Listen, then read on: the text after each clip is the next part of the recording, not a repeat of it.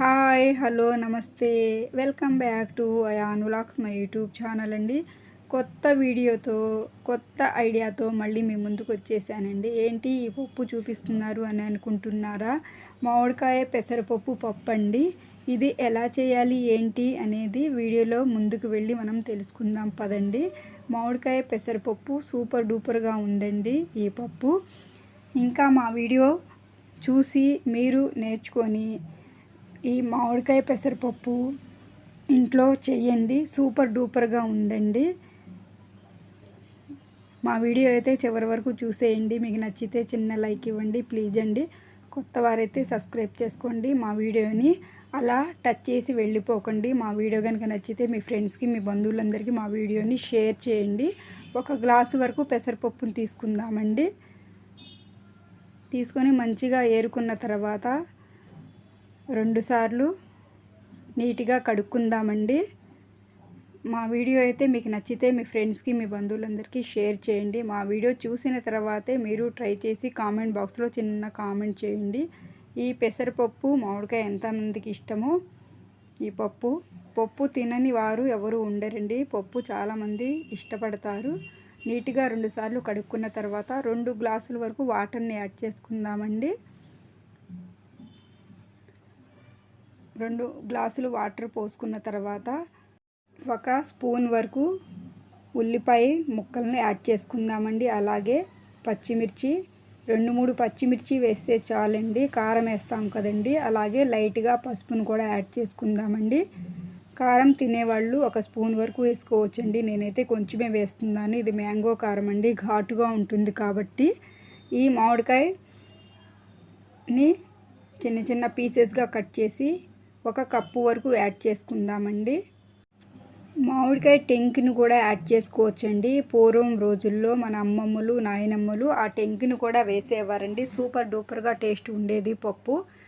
పొంగు రాకుండా కొంచెం ఆయిల్ని యాడ్ చేసుకుందామండి. ఇప్పుడు కుక్కర్ మూత పెట్టుకొని 2 విజిల్స్ వచ్చే వరకు ఉడికించుకుందాము. మా వీడియో అయితే ఎక్కడా స్కిప్ చేయకండి. మా వీడియో కనుక నచ్చితే చిన్న లైక్ ఇవ్వండి. మా వీడియోని అలా టచ్ చేసి వెళ్ళిపోకండి. మా వీడియో అయితే చివరి వరకు చూసేయండి. మీకు నచ్చితేనే చిన్న లైక్ ఇవ్వండి. మనమందరం యూట్యూబ్ ఫ్యామిలీ కదండి. మా వీడియోస్ కూడా చూస్తూనే ఉండండి ప్లీజ్ అండి. ఆయిల్ వేస్తే చూశారు కదండి, అసలు పొంగు రాదండి, చక్కగా మెత్తగా ఉడికిపోతుంది. 2 విజిల్స్ అయితే చాలండి.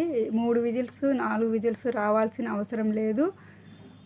పప్పు ఎక్కువ ఉడకాల్సిన అవసరం లేదండి. 2 విజిల్స్ వస్తే చాలండి. మామిడికాయ పెసరపప్పు సూపర్ టేస్ట్గా ఉంటుందండి. ఇప్పుడు కుక్కర్ మూత తీసివేసి గాలిపోయిన తర్వాత ఇందులో కొంచెం సాల్ట్ కానీ ఉప్పు కానీ రుచికి తగినంత వేసుకొని ఒక్కసారి అలా మెదుపుకుందామండి. స్పూన్తో మెదిపినా సరిపోతుందండి. ఎక్కువ మెదుపుకుంటే టేస్ట్ ఉండదండి. ఈ మామిడికాయ పెసరపప్పు సూపర్ టేస్ట్గా ఉంటుందండి. మీరు ట్రై చేయండి మా వీడియో చూసిన తర్వాత.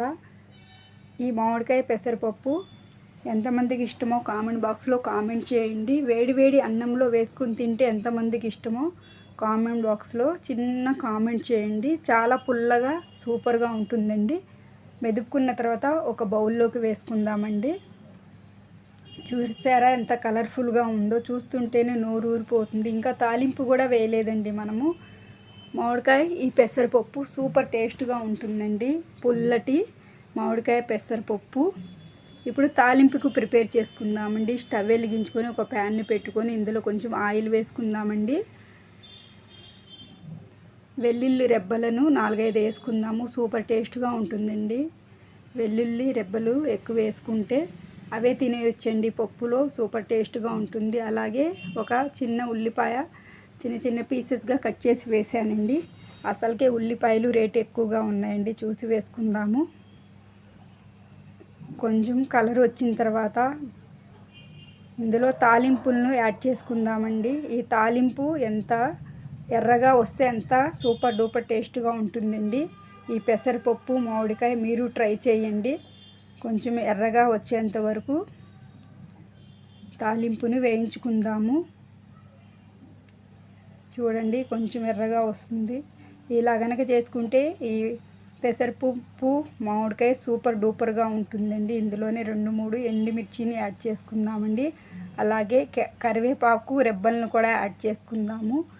తాలింపు ఇలా గోల్డ్ కలర్లో వస్తే సూపర్గా ఉంటుందండి. ఈ పప్పుని ఇందులో యాడ్ చేసుకుందాము. సూపర్గా ఉంది కదండి మామిడికాయ పెసరపప్పు. ఇలా కనుక చేస్తే ఎంతమందికి ఇష్టమో. ఈ చలికాలంలో వేడి వేడి అన్నంలో ఈ పప్పు నెయ్యి వేసుకొని తింటే ఎంతమందికి ఇష్టమో కామెంట్ చేయండి. చూడండి ఎంత కలర్ఫుల్గా ఉందో. కొంతమంది మామిడికాయ ముక్కలు ఉడికించి ఇందులో వేస్తారండి. మొత్తం కలుపుకొని వండుకుంటేనే సూపర్ టేస్ట్గా ఉంటుందండి. కొంతమంది నెయ్యిలో కూడా తాలింపు వేస్తారండి. నేనైతే ఆయిల్లోనే వేసాను. మనం వేడివేడి అన్నంలో నెయ్యి, ఈ పెసరపప్పు, మామిడికాయ పప్పు వేసుకొని తింటే సూపర్గా ఉంటుందండి. ఇలా కనుక చేసుకుంటే ఈ పప్పు ఎంతమందికి ఇష్టమో కామెంట్ చేయండి. మా వీడియోని అయితే ఎక్కడా స్కిప్ చేయకండి. చివరిలో కొంచెం కొత్తిమీర యాడ్ చేసుకుందామండి, ఇంకా సూపర్గా ఉంటుందండి. మా వీడియో అయితే ఎక్కడా స్కిప్ చేయకండి. ఇంకో వీడియోతో మీ ముందుకు వస్తానండి. అప్పటి వరకు మా వీడియోస్ చూస్తూనే ఉండండి ప్లీజ్ అండి. మామిడికాయ పెసరపప్పు చేయటం ఇంత ఈజీనా?